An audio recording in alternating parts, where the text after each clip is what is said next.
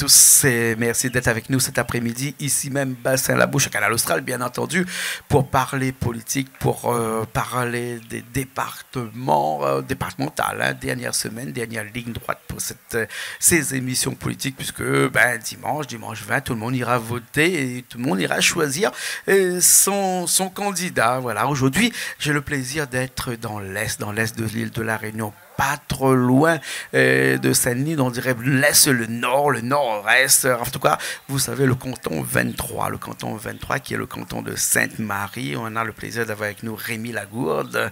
Bonjour, monsieur Lagourde. Bonjour. Bonjour, vous n'êtes pas tout seul parce qu'il y a aussi madame Valérie Rivière aussi avec nous. Hein? Bonjour. Bonjour à tous. Et bonjour. Rémi Lagourde, on vous connaît dans la politique depuis pas mal de temps, surtout les gens qui nous regardent et qui sont à Sainte-Marie vous connaissent.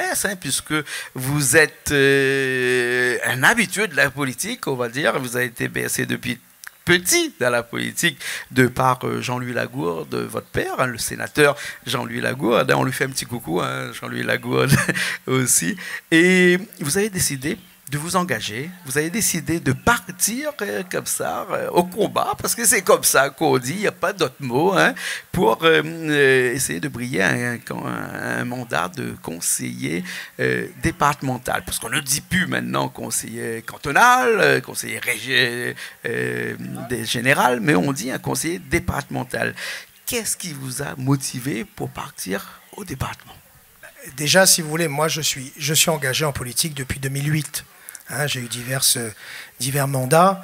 J'ai été adjoint délégué à la démocratie participative, adjoint délégué au logement, adjoint délégué à l'économie et surtout conseiller départemental sortant depuis 2015. Oui, bien sûr. Et ce qui m'a motivé effectivement dans le fait de pouvoir présenter à nouveau une candidature, c'était de pouvoir m'appuyer aussi sur un bilan, sur un travail que j'ai réalisé pendant 6 ans, puisque j'ai eu l'honneur de porter la voix de Sainte-Marie au conseil départemental. Ça a été passionnant, ça a été, j'ai presque envie de dire, enivrant, parce que le conseil départemental, c'est une belle institution qui a des moyens conséquents. Et je pense avoir encore, en tous les cas, l'énergie et la volonté nécessaire pour poursuivre l'action qui a été entamée. D'accord. Valérie Rivière, hein, première fois en politique ou bien sinon, enfin en politique, non, mais au département? Alors en fait, j'ai été candidate sur les anciennes élections, donc celle de 2015 en 2021. Ça a été une observation, je dirais. Mais cette candidature avec monsieur Rémi Lagourde, c'est une vraie première fois, vraie première campagne, avec un engagement et une motivation qui est vraiment entière. Voilà. Là, le département, on avait dit tout à l'heure dans plusieurs émissions, chef de file de l'action sociale, mais vous venez de dire tout à l'heure une grosse institution, hein, un gros financement aussi, 1,160 milliard, qui se fait qu'en primitif, c'est quand même le plus gros budget des collectivités de la Réunion, avec bien entendu beaucoup de compétences et surtout une des plus grosses compétences qui est le social. Hein. Vous vous engagez dans ce départemental là, puisque vous avez ce qu'on appelle la fibre sociale aussi. Vous savez, quand vous faites de la politique, vous devez, d'autant plus à La Réunion, où il y a quand même un chantier social conséquent à mener à l'échelon départemental, vous devez avoir la fibre sociale. On ne peut pas entamer une carrière politique, ou tout du moins s'engager, si on n'a pas effectivement une fibre sociale. Effectivement, le conseil départemental nous permet aujourd'hui de mettre en cohérence les politiques publiques qu'on mène quotidiennement avec, effectivement, donc, la possibilité de pallier au niveau de précarité qu'on connaît, je prends le cas de Sainte-Marie, mais partout ailleurs. On a aujourd'hui 40% de la population qui vit en dessous du seuil de pauvreté. On a une démographie qui est quand même présente et une problématique aussi liée à notre jeunesse. Donc, toutes ces thématiques doivent aujourd'hui faire qu'on ne peut pas entamer en tous les cas un projet politique sans intégrer une vocation sociale très forte, et le conseil départemental, en tous les cas, nous accompagne, nous élus de proximité, pour mener notamment effectivement donc les chantiers de proximité qu'il nous faut mener à destination des publics fragilisés. Mais sortir aussi du chantier social, si je puis me permettre, M. Coindin, c'est aussi activer aussi les leviers économiques. Moi, j'ai eu la délégation du patrimoine et j'ai eu l'opportunité de mener des chantiers bâtimentaires conséquents à Sainte-Marie qui ont permis aussi de l'activité économique. Et là, c'est un petit peu ma casquette de chef d'entreprise. puisque, bon, effectivement, je pense qu'on ne peut pas aujourd'hui avoir une vision de territoire sans mettre en avant ce qu'on appelle le monde économique, qui est sujet, effectivement, à l'épanouissement par l'intermédiaire, effectivement, donc de l'insertion qui découle d'une dynamique économique. Moi, j'aimerais demain porter un projet qui va combiner ces deux aspects.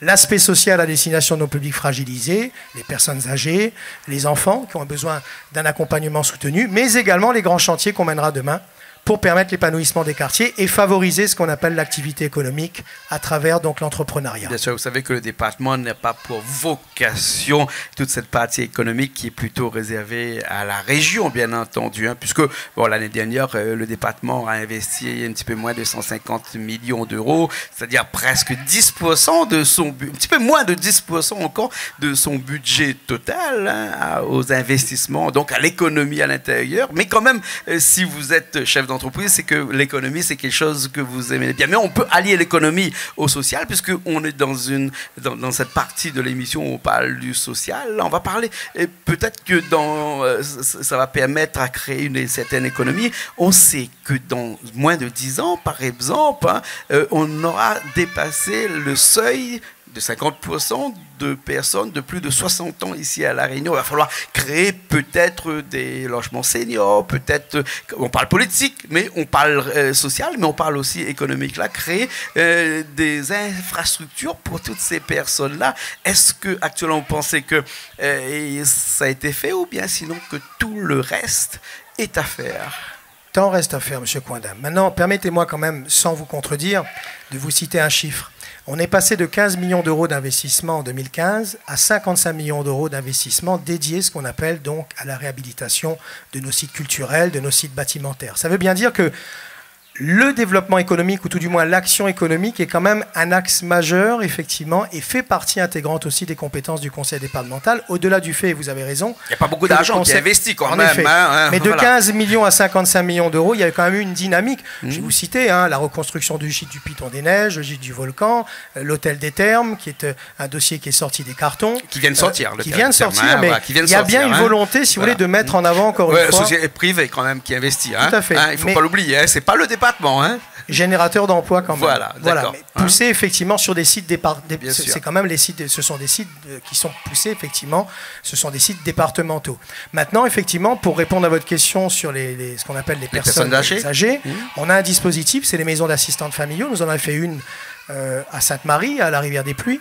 Il y en a une qui existe, qui a été portée d'ailleurs par un privé. Et je pense que dans un souci de rééquilibrage des quartiers, il faut demain que le département aille plus loin et puisse installer aussi des infrastructures sur les quartiers à mi-pente. Vous savez, Sainte-Marie peut être un territoire d'expérimentation. Nous avons des quartiers reculés comme l'Espérance, comme la Confiance, où les gens souffrent terriblement de l'isolement.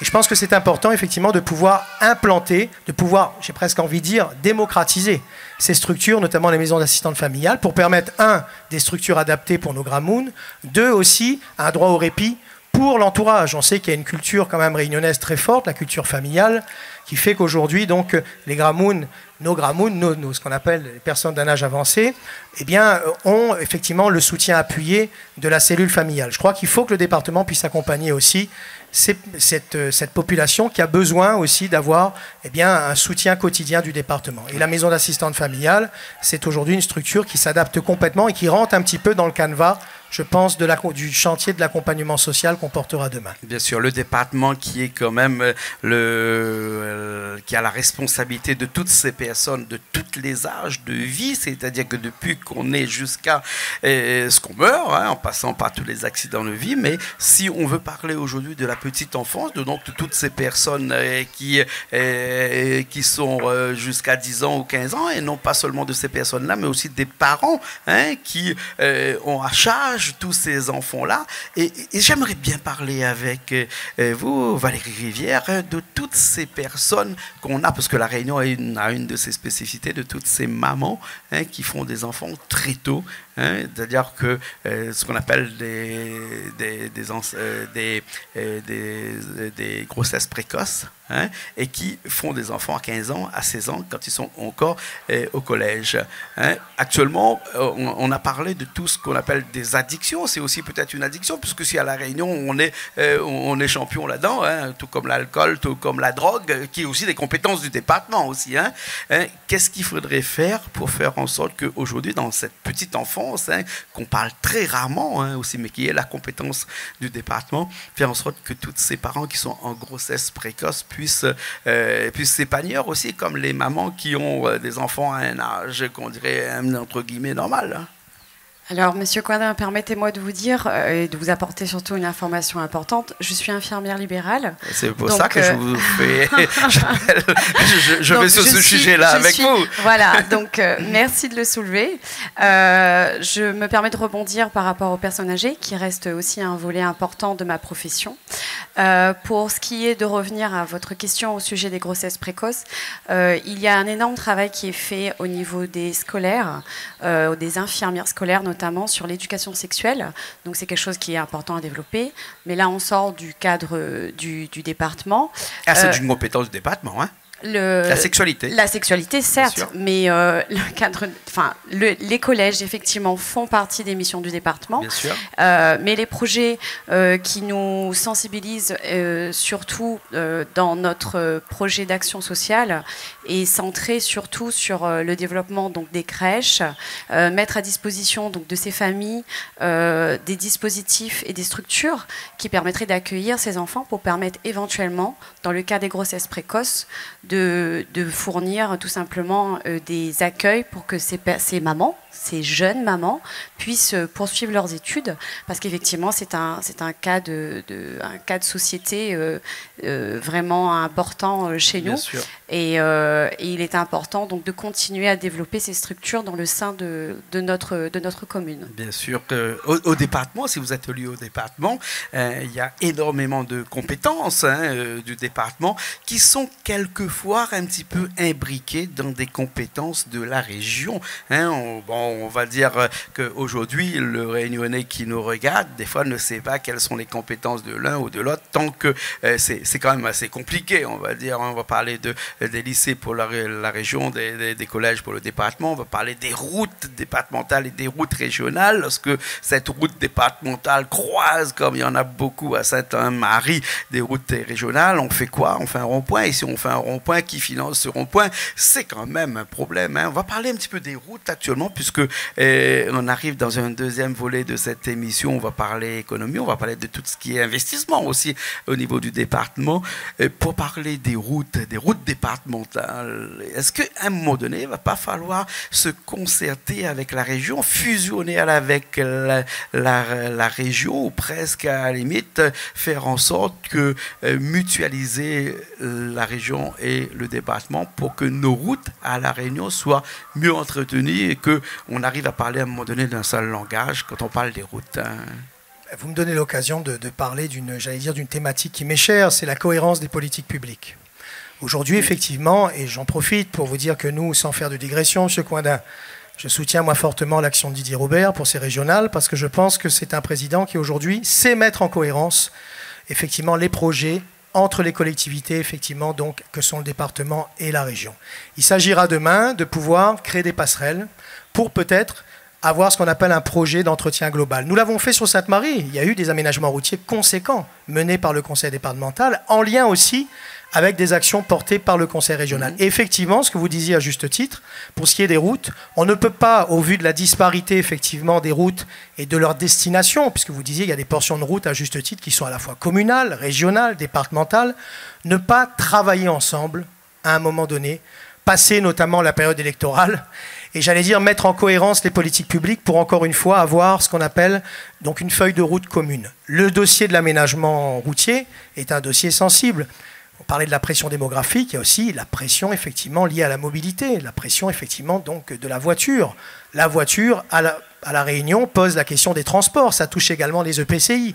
Donc je veux dire passer effectivement encore une fois les échéances électorales, je crois que c'est important de se retrouver sur ces sujets des aménagements routiers qui nécessitent les efforts de toutes et de tous à partir du moment où on a encore une fois la nécessité de vouloir mettre en cohérence un développement de territoire avec, encore une fois, donc l'appui soutenu des différentes collectivités concernées. On en a parlé beaucoup, tout le monde a parlé de ça depuis des années, ça fait plus de 15 ans où on parle de cette mutualisation de régions et de départements. On ne va pas parler là de fusion entre la région et le département, parce qu'on sait bien que c'est une des spécificités de la Réunion, une région, un département. Hein. Bon, après, c'est comme ça, hein, et cette fusion entre les deux, ça fait des années qu'on en parle. Aujourd'hui, on dit toujours qu'une fois les élections passées, on va, pour reprendre un petit peu ce que vous dites, hein, on va faire en sorte de mutualiser tout ça. Mais quand vous avez une région qui est à droite, une région qui est à gauche, ou bien un département qui est à droite ou à gauche, ou du centre, etc., avec beaucoup de points de vue politiques qui diffèrent, c'est-à-dire les ententes ne sont pas forcément faciles.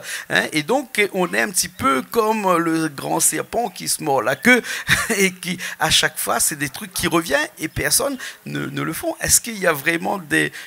bon, là, on dépasse un petit peu le cadre du département, hein, je le reconnais, mais est-ce qu'il n'y a pas d'autres méthodes pour faire en sorte qu'un jour, on pourrait mutualiser tout ça sans passer par tout ce clivage politique qui nous attache comme des liens serrés autour d'un poteau? Vous savez, on a quand même des points de convergence. Nous sommes tous profondément réunionnais. On a tous envie, demain, que nos enfants, nos petits-enfants, nous-mêmes, nous puissions effectivement se déplacer au travers du département de la manière la plus fluide possible. Ça passe déjà, par un choc des consciences. Les déplacements... La voiture, on sait que la voiture montrera ses limites à un moment donné à La Réunion. 33 000 voitures qui se vendent par an ici actuellement. Et quand je parle de choc des consciences, il n'y a pas que le politique qui peut porter tout ça. Il faut aussi demain que le Réunionnais peut-être apprenne peut-être à se déplacer, j'allais dire, différemment.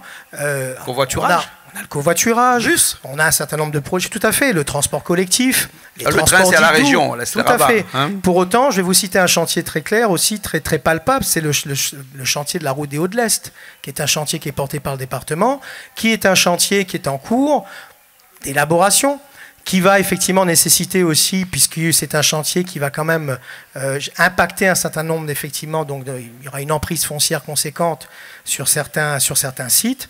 Eh bien, ce chantier aujourd'hui, c'est la preuve concrète qu'on a, nous, une alternative, en tous les cas, à savoir effectivement le développement de cette 5e micro-région pour permettre une mobilité. C'est les Hauts de l'île. Tout à fait. Voilà. On en parle beaucoup actuellement de cette 5e micro-région. Et Richard me dit de l'autre côté qu'il nous reste 3 minutes. Alors on va parler, oui, ça va très vite les 20 minutes.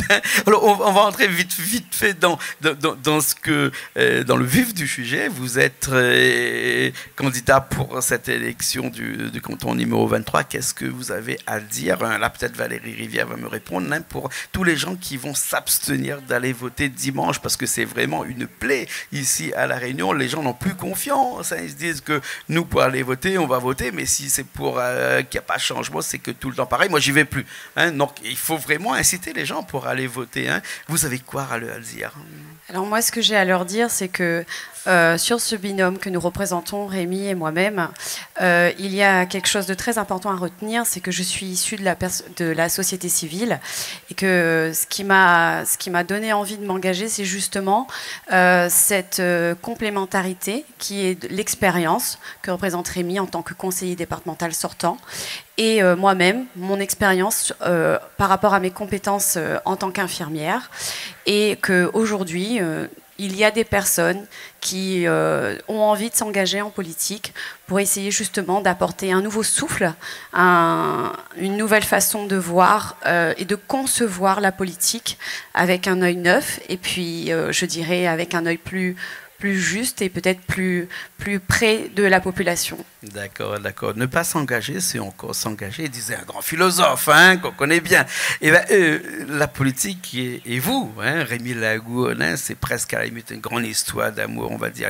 Cette histoire d'amour, il faut peut-être le partager un petit peu avec les habitants de Sainte-Marie. Hein, puisque le 20 juin, c'est non seulement la fête des pères, mais on va voter aussi pour les départements et on va voter aussi pour le régional aussi. Hein. Vous avez quoi à leur dire? Écoutez, le 20 juin, c'est la fête des pères. Je suis moi-même très content puisque je suis moi-même papa de 3 enfants. Moi, je dis simplement, vous parliez tout à l'heure effectivement d'une certaine défiance de la classe politique. Je crois qu'aujourd'hui, il faut tenir compte d'une chose, c'est que nos ancêtres se sont battus pour installer ce qu'on appelle le droit de vote. Quand les femmes en 1948 et les hommes juste après l'indépendance de la Réunion, enfin l'indépendance non, 1949, absolument. 1849. Hein. Voilà, je ne pourrais pas vous dire la date précisément, mais bon, voilà, en tous les cas, c'est un fait. Et je crois que la dernière des choses à faire quand on est en colère ou qu'on a une certaine animosité vis-à-vis de la sphère politique ou de ce qui a été fait, qu'on a une certaine amertume parce qu'on considère que les choses ne vont pas assez vite, la dernière des choses à faire, c'est de ne pas aller voter. Le droit de vote, justement, c'est le Saint Graal qui permet d'exprimer un positionnement dans un sens ou dans un autre d'ailleurs, mais qui a un positionnement. Et je pense que le pire ennemi du politique de demain, eh bien, de l'élu d'aujourd'hui et de demain, c'est l'abstention. Et il me semble qu'il est important pour nous, pour nos enfants, pour les générations à venir, de ramener cette mobilisation autour du suffrage universel, pour permettre effectivement justement de donner un signal fort aux politiques sur les choses notamment qui doivent être entreprises et qui vont dans le bon sens, parce qu'il y a des choses qui vont dans le bon sens. Vous savez, pendant 6 ans, moi j'ai travaillé avec des conseillers départementaux extrêmement engagés, extrêmement motivés. J'ai souvent envie de dire, on ne peut pas, si vous voulez, mettre tout le monde dans le même panier. Je pense qu'aujourd'hui, le suffrage universel et la population de Sainte-Marie qui a vu le travail et le développement ces 30 dernières années par l'intermédiaire, encore une fois, de l'ancien maire, par l'intermédiaire, effectivement, donc des collègues avec lesquels j'ai eu la chance de travailler depuis 13 ans, et par l'intermédiaire, encore une fois, du bilan que je présente, parce qu'il y a un bilan palpable, conséquent, à travers, sans aller se taper sur le ventre. Il y a eu un travail de fait, je vous disais tout à l'heure, des aménagements bâtimentaires, il y aura bientôt un collège, il y a une crèche, il y a une MAM, il y a eu un CASE. Un bilan qu'on touche du doigt en prenant sa voiture, en se promenant dans Sainte-Marie. Cette population de Sainte-Marie que j'affectionne, avec qui j'ai tissé un lien, au-delà de mon nom, au-delà encore une fois du caractère filial qu'on évoque bien souvent, cette population nous fera confiance, j'en suis convaincu, dès dimanche. D'accord, merci beaucoup. Rémi Lagourde, Valérie Rivia, canton 23 à Sainte-Marie. Merci bien. Merci à vous. Et nous, on se retrouve la semaine prochaine dans une nouvelle émission sur Canal Austral, bien entendu.